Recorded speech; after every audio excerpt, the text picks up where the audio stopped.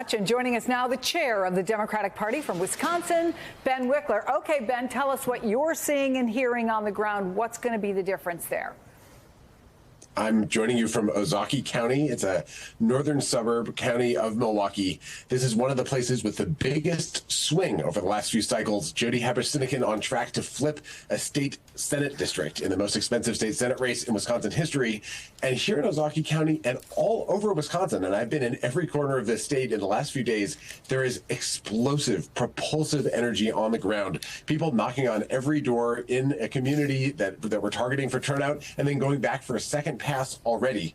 And what we're seeing that translate to is an explosion in early votes cast in person, in same-day registrations, and in vote-by-mail ballots being returned. So in the final stretch, we have this enormous army of volunteers ready to go. We're calling millions of phones. We've knocked on hundreds of thousands of doors, and we can translate all of that into a focus just on the people that haven't voted yet and push our turnout even higher. Democrats are feeling good in Wisconsin in the final stretch.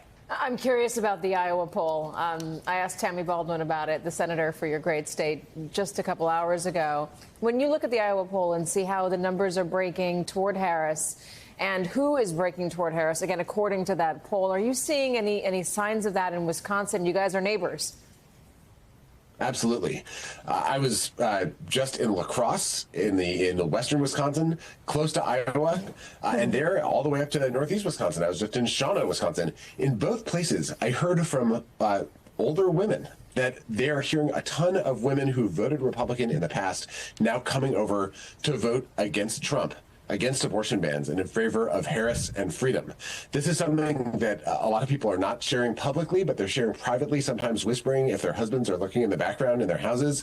I've heard anecdote after anecdote after anecdote like that. So the Harris poll's finding that older women are breaking away from Trump is something that sounds familiar. It echoes what I'm hearing all across Wisconsin. And if that does come to pass, it could be quite a night on election night. And Ben, you're seeing same-day registration, which is, very interesting in Wisconsin, including up to and including Election Day. You're seeing a margin of Democrats registering rather than Republicans. Of course, you can't predict how they're going to vote, but they are Democrats, right? Well, Wisconsin doesn't have partisan voter registration, so we don't know for sure. What we know is that we're seeing a ton of registration by people that our model says are likely to be Democrats in places where Democrats have overwhelming margins. If you look at Milwaukee, the city of Milwaukee, 13% of the people who have voted early in person have been people registering and casting a ballot on the same day. In Dane County, the most progressive big county in Wisconsin, it's been more than 10% of all the votes cast have been people who same-day registered. The 5 wards with the highest same-day voter registration in the state are all on the UW-Madison campus. In 2020, same-day registration favored Trump. And of course, if you aren't registered, you're probably not being polled because polls go after registered voters. But in 2024, I think the shoe's on the other foot. That's another reason why this might be a good night, even though the polls say Wisconsin is tied. And we're going to treat it like it's tied all the way until the polls close and assume the next door we knock on might be the one that tips the entire state. But any Democrats watching out there who want to volunteer and help us, the wind is at our backs. It is go time. I want to ask you about what might happen. Milwaukee's election clerk today is warning that they're having a higher than expected number of absentee ballots that could delay the ballot counting. And she actually gave a timetable to Shaq Brewster.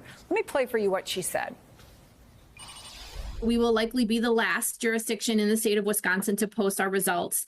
While our polling locations will be up probably around by 11 o'clock or 10 o'clock, central count in the state of Wisconsin, we can't open ballots until Election Day. And we have, as of this morning, 105,000 ballots to count.